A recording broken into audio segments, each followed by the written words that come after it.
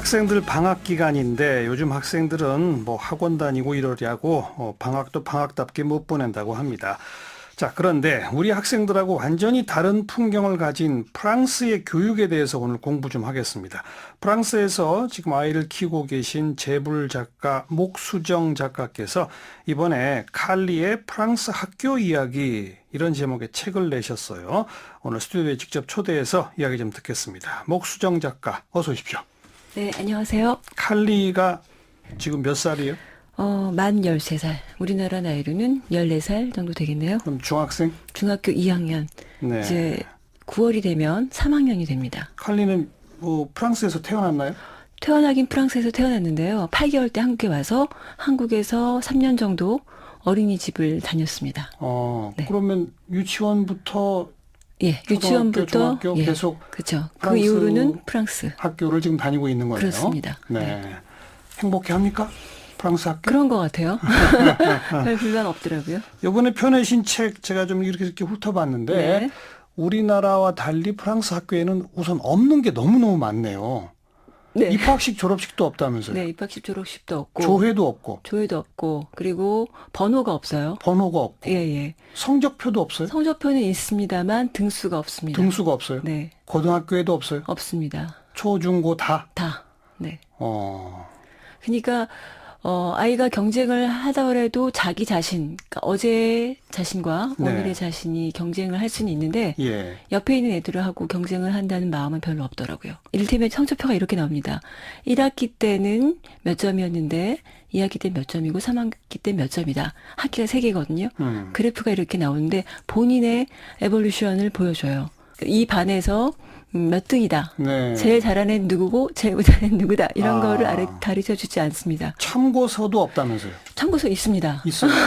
있기는 있는데 사준적이 있는데 제대로 안 하더라고요. 담임선생님한테 이게 좀 제가 잘못된 문제집을 고른 것 같다. 또 선생님이 깜짝 놀라면서 당장 불태워버리시라. 참고서를 불태워라. 네네. 왜요? 왜냐면 선생님의 이론에 따르면 아이들이 호기심을 가지고 그것을 대해야지 배워갈 수 있다는 거예요. 아, 근데 집에서 미리 뭔가 깔짝깔짝 하고 오면 선행학습 시키지 말라는 얘기군요. 그렇죠. 재미없어진다. 공부가 지겨워지게 만드는 첩경이 바로 그런 걸 집에서 하는 거다. 예. 그럼 선행학습은 안 시키더라도 복습을 위해서라도 하는 건 어떻게? 글쎄요. 저희 아이가 이제 시험을 본다고 시험 기간에 보는 건 아니고요. 수시로 그냥. 수시로 선생님이 필요하다고 할 때 이걸 배웠으니까 이걸 한번 테스트하자 이런 식으로 하는데 네. 암기하기보다 개념은 이렇게 받아들이고 생각을 정리해가는 거군요. 그래서 예, 자기 언어로 다시 풀어내는 뭘 외워서 사지선다 오지선다 고르는 게 없고. 없죠. 어. 예, 객관식은 사실 없습니다. 사교육이라는 건 아예 없겠군요. 사교육이 사실 없지 않습니다. 그러나 예, 우리처럼 국영수를 다시 쪽집게식으로 가르치는 학원은 있을 수가 없고요. 왜냐하면 있을 수가 없다는 있을 수가 없다는 게 뭐냐면 예. 교과서가 있지만요. 그 교과서대로 그대로 가르치지 않아요. 교수들이. 선생님마다 다 달라요? 다 다릅니다. 아, 그러다 보니까 학년 척차 같은 거를 매긴다는 게 가능하지도 않고 그러네요. 그걸 일률적으로 가르쳐주는 학원이 있을 수가 없어요. 그러네요. 네. 단 가정교사는 존재할 수 있죠. 가정교사. 가정교사는 뭘 가르쳐요, 그러면? 뭐 선생님이 뭘 이를테면- 가르칠지 모르는데. 아니요. 아이가 배우는 것들이 있지 않습니까? 그 선생님에게 그럴 맞춤형으로 수는 있죠. 도와주는. 예. 네. 근데 제가 보건대 일단 통계적으로 한 10% 정도의 아이들이 가정교사를 통해서 수업 받았다 하는데 주로 수학이에요. 수학은 배우는 범위나 방식이 조금 다르더라도 기본 원리는 있죠. 비슷하니까 예. 아마도 수학을 배우는 것 같고 내지는 영어 회화를 또 집에서 배우는 아이들이 종종 있고 네. 이 두 과목 정도를 하는 것 같고요. 그리고 근데 그게 시간이 좀 우리랑 다릅니다. 개념이. 평균 시간이 1년에 40시간이에요. 1년에 40시간? 네. 일주일에 1시간도 안 되네요? 일주일에 1시간 정도인 셈입니다. 그러니까 얘네들은 7, 8월에는 사실은 아무것도 안 해요. 방학이니까. 예. 모두가 쉽니다. 네. 공평하게. 가해 선생님도 교사도 학생도 다 쉬니까 나머지 기간에 일주일에 1시간 정도 한다는 것이 이제 평균적인 과외를 할 경우에 네. 시간인 셈입니다. 예. 지금 중학교 2학년인 칼리 네. 학기 중에는 아침 몇 시에 학교 갑니까? 9시까지 학교를 가니까요. 가서 몇 시에 끝나요? 집에서 8시 반에 나가고 끝나는 시간은 매일매일 달라요. 어, 이 나라가 좀 그렇습니다. 하하. 수요일은 11시 반에 끝나고요. 오전 11시 오전 반? 11시 반에. 그리고 5시에 끝나는 날이 있고, 어, 4시에 끝나는 날이 있고, 3시에 끝나는 날이 있고, 좀, 이렇게, 매일매일 다릅니다. 끝나면은 바로 집으로 오나요? 바로 집으로 올 때도 있고요. 친구들이랑 놀 때도 있고? 한 반 정도는 얘가 엄마 누구네 집에 가서 놀다 올게 이렇게 저한테 허락을 받고 네, 제가 놀다 오라고 대부분 그러죠. 네. 몇 시까지 와라. 그럼 그냥 가서 노는 거죠? 놀죠. 둘이 집에 와서도 놀죠? 집에 오면 일단 얘가 이제 학교에서 벌어졌던 무용담을 엄마 아빠한테 틀어놓고 예. 그리고서 지가 하고 싶은 거 먼저 하는데 최근에는 그게 항상 그림이에요. 그림 그리는 걸 하고 밥 먹고 그다음에 숙제를 하더라고요. 숙제는 내줘요? 숙제는 있습니다. 예. 많아요? 양? 선생님마다 달라요. 근데 이제 그 숙제를 대충대충 할 수도 있고 정말 잘할 수도 있어요. 이를테면 기술 숙제가 있었는데 그게 오두막을 만드는 거였어요. 맨 처음에는 그걸 설계도를 만들고 그리고 그걸 가지고 2명이서 예. 마케트라고 하나? 모형을 만드는 거죠. 그걸 하는데 아주 정성 들여서 하더라고요. 그러더니 거의 20점 만점인데 이 나라는 100점이 아니라 20점인데 거의 20점 만점을 받더라고요. 네, 그러니까 자기가 네. 잘하고 싶은 건 공을 들여서 열심히 숙제를 하고 관심 없는 과목은 대충 하기도 하고 그렇습니다. 따님뿐 아니라 이 책에 보니까 그 다른 아이들 네. 또 뭐 선생님들 뭐 인터뷰한 것들도 꽤 여기 실려 있더라고요. 그렇죠. 그럼 이제 여러 다양한 아이들을 이렇게 만나셨고 이야기도 나눠봤을 텐데 학업에 대한 무슨 스트레스 뭐 이런 거가 거의 없나요? 그러면 여기 아이들은?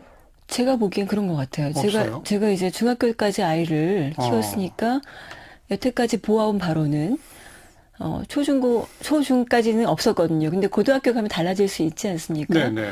그래서 제가 고등학교 아이도 사실 인터뷰를 했더니 별로 없는 겁니다. 똑같더라고요. 중학교 때랑. 그리고 얘는 굉장히 공부를 잘하는 아이였어요. 그럼 너는 그랑제골 이제 프랑스에서 대학 위에 대학이라고 하는 네. 1%만 다니는 거기 넌 갈 생각이 없니? 굉장히 공부 잘하는데 자기는 갈 생각이 없답니다. 그럼 거기를 공부를 다 잘하는 아이라고 다 목표로 하는 건 아니구나. 그렇지 않대요. 그런 쪽에 흥미가 있는 아이들이 그런 애들만 예, 가는 곳이다. 그런 애들이 이제 그런 학교를 가기 위한 준비 학교를 또 2년간 거쳐서 네. 가기 때문에 네. 그 길을 갈 작정을 한 아이들은 아마도 가려고 할 거고 걔네들은 지금부터 좀 긴장하면서 수학이나 예. 이제 그랑제골을 이런 데를. 목표로 하는 애들 자체가 우선 얼마 없군요. 제 생각에는 한 3, 4%될 3, 것 4%? 같아요. 그 중에서 그리고 이제 1% 정도가 가는 거죠. 그러니까 3대1, 4대1 정도의 경쟁을 뚫고. 그렇습니다. 예, 그런 것 같습니다. 우리한테 익히 알려져 있습니다만은 프랑스의 그 대학 입학 자격고사라고 할 수 있는 바칼로레아. 네. 그거는 거의 서술형 철학 시험이 유명하죠. 네, 철학만 그런 게 아니라요. 모든 과목이 서술형이에요. 그렇죠. 네. 그리고 그거를 뭐 자격 시험이니까 뭐 시험 보는 친구들은 거의 대부분 통과한다면서요? 88%가 이제 최근의 평균치인데요. 사실, 마음을 먹으면, 내가 통과하겠다 마음 먹으면 대부분 통과하죠. 이게 통과한다는 20점 얘기죠. 만점에 10점 넘으면 통과거든요. 네. 평균이. 그리고 알다시피 파리 1대학, 2대학, 3대학 뭐 이게 서열이 아니라 대학이 일종의 평준화되어 있는 상황이죠. 그렇죠. 자세히 따져보면, 이 대학이 좀 더 평판이 좋아. 뭐 이런 것들이 있습니다. 그런데 이를테면 뭐 구대학은 경제학 경영학부가 아주 잘 돼 있고, 뭐 철학은 1대학이 좋고, 아니면 영어학교나 연극은 8대학이 좋고, 이렇게 네. 이제 특성화되어 있기도 하고, 그러다 보니까, 어떤 과목을 하려면 어느 학교가 더 좋아. 이런 게 있긴 하지만, 1, 2, 3, 4, 5, 6, 7. 그것이 서열을 의미하는 것은 정확하게 아닙니다. 예. 그런 논술형, 서술형 대학 입시 자격고사. 네. 거기도 등수를 매기는 게 아닌 거죠. 아니죠. 근데 이제 20점 만점이니까요. 네. 뭐 18점 이상이면은 아주 우수한 성적으로 바칼로레아를 통과한 거고, 뭐 이를테면 그런 식의 일종의 뭐 수미양가처럼, 그러니까 이 정도의 평가가 있긴 한데 네. 그렇다고 해서 10점 넘었는데 11점인데 이 사람은 그럼 아무 자격이 없냐? 그런 건 아닙니다. 근데 서로 일단은 원하는 또 파리 뭐 8대학의 무슨 경영학과를 서로 원하면 경쟁은 있을 거 아닙니까? 그런데요. 그렇기 때문에 어떠냐면은 1학년 때는요. 아이들이 숫자가 엄청나게 많습니다. 예. 입학은 그냥 왕창 받는군요. 그렇죠. 근데 사실 그렇게만 말씀드릴 수가 없는 게 마크롱 정부가 들어선 지 1년이 됐잖아요. 네. 들어서자마자 거기에 약간 예, 변화를 주고 있어요. 변화를 주고 있고 거기에 반발이 굉장히 큰데 어쨌든 지금까지는 지금까지는 대학 그렇고 입학은 아무튼 맘먹으면 한다는 거잖아요. 대체로 그렇습니다. 경쟁이 근데 별로 없고. 그렇죠. 근데 마크롱이 한 게 뭐냐면 대학으로부터의 선발권을 약간 부여한 거예요. 너네가 원하지 않는 애들을 받지 않을 수 있게 하는 권한을 준 겁니다. 알겠습니다. 네, 올해부터 그렇습니다. 그건 논쟁점이 하나 될 것 그렇죠. 같고. 예. 그리고 그런 대학을 나온 아이들과 음, 대학을 가지 않은 사람들과 네. 직업을 선택해서 임금의 격차가 뭐 큽니까? 임금의 격차가 없진 않죠. 근데 대학을 나오지 않은 사람들도 상당수가 대학은 아니지만 기술이나 직업고등학교를 나온 사람들이 전문학교. 예, 2년제 전문학교를 다니는데 그 학교를 나온 사람들은 사실 대학을 나온 것처럼 취업률이 비슷합니다. 네, 취업률도 비슷하고 예, 오히려 더 높을 수도 있습니다. 임금도 큰 차이가 임금도 큰 차이는 없습니다, 사실은. 왜냐하면 훨씬 더 실용적인 학문들을 여기서 알겠습니다. 다루기 때문에. 예. 자, 바로 그런 이 대학의 구조가 다르다. 그리고 전문학교나 대학을 나오나 직업 선택에 있어서 큰 차이가 없고 뭐 직업의 그 카테고리가 달라지겠죠. 아니 그러니까 물론 그러니까 예. 뭐 전문학교만 나오면 취직조차 못한다 이런 게 아닌 그런 거죠. 건 아닙니다. 네. 그리고 임금 격차도 별로 크지 않고. 아주 크지 않죠. 자, 사회가 그렇다 보니까 네, 초중고등학교가 그런 거죠. 그런 등수도 셈이죠. 없고 네. 경쟁을 가르치지 않고. 경쟁하지 그러면 않죠. 프랑스의 학교는 네. 뭘 제일 중요시해서 가르치는 겁니까? 아이들. 저도 그게 음. 경쟁이라고 하는 채찍이 사실은 굉장히 효과적으로 아이들한테 학습 능력을 고취시킬 수 있는 모터란 말이죠. 맞아요. 채찍이고. 예. 그럼 얘네는 뭘 가지고 애들한테 당근을 주는가. 저도 유심히 봤는데 지금까지 제가 보아온 바로는 호기심이에요. 호기심. 네. 네. 그래서 그 호기심을 저해할 수 있는 방법들을 항상 찾아내고 그리고 그 호기심 부추길 수 있는 방법들을 선생님들이 계속 고안해내는데 그래요. 이를테면 프랑스에서 중학교까지는 어쨌든요. 제일 중요한 과목이 영어나 수학이 아니라 불어예요. 자국어죠. 자국어. 그렇죠. 그것을 고취시키기 위한 방법, 거기에 대한 애정과 관심을 고취시키기 위한 방법으로 칼리의 중2 때 선생님은 연극을 한 9편 정도 1년에 보러 다녔습니다. 애들과. 국어 시간에. 국어 시간에. 예, 예. 희곡을 먼저 읽히고 예. 그 희곡을 상연하는 공연이 있으면은 그게 좀 멀더라도 파리 바깥에서 하더라도 전세버스를 대절해서 국어 시간에 가기도 하고 토요일 날 가기도 하고 네, 네. 저녁 때 가기도 하죠. 예. 그래서 아이들이 이렇게 문학이 입체화될 수 있다라는 것을 보면서 문학의 풍부한 아름다움을 섭취하게 하고 예, 그래요. 그러면서 자기도 쓰게 되고 그러니까 예, 이 감상하게 호기심이라고 하는 단어는 획일화 일률화 할 수가 없는 단어잖아요. 그렇죠. 개인별로 호기심이 다 다르잖아요. 그러니까 개인별 호기심을 자극시키고 개인이 좋아하는 거, 그 중에 또 잘하는 거, 이걸 더 잘하도록 유도하고 뭐 그런 거라는 거죠. 그렇습니다. 네. 네. 그러니까 프랑스- 예, 저희 아이 같은 경우는 제일 좋아하는 과목이 불어나 미술이나 아니면 기술 이런 건데 다른 과목은 자기가 점수를 잘 못 받아도 신경을 안 씁니다. 신경 안 쓰겠죠. 네.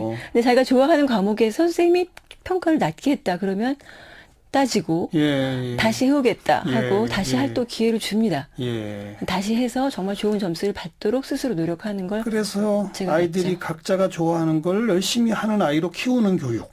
맞습니다. 그거네요. 그겁니다. 그리고 아이들끼리의 문화 이런 거는 어떤 교육을 또 합니까? 원래 이제 초등학교 같은 경우에는 수업이 없었어요. 아예. 근데 한 2015년인가 그때부터는 수요일 날 오전 수업을 합니다. 중학교도 오전 수업을 하고 수요일 날 오후가 대부분의 아이들이 뭔가 하나씩 예능, 뭐 미술이건 음악이건 무용이건 이런 것들을 하는 네. 시간입니다. 저희 아이도 음악 클라리넷을 배우는데 각자 그런 것들을 하는데 이것도 마찬가지예요. 일주일에 한 번 레슨을 받아요. 그리고 뭐 음악 이론을 또 한 시간 정도 또 따로 배우는데 이걸 하면서 특별히 어떤 경쟁, 무슨 경연대회나 이런 걸 하지는 않습니다.